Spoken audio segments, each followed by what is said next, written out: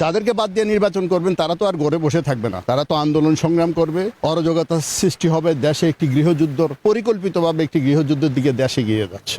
আওয়ামী লীগ যে গণহত্যা করেছে তার মাধ্যমে আমি উল্লেখযোগ্যভাবে বলবো আবু সাইদের কথা। আবু সাইদকে যখন গুলি করে, আমি দেখেছি ভিডিওটা, শর্টগান দিয়ে গুলি করেছে।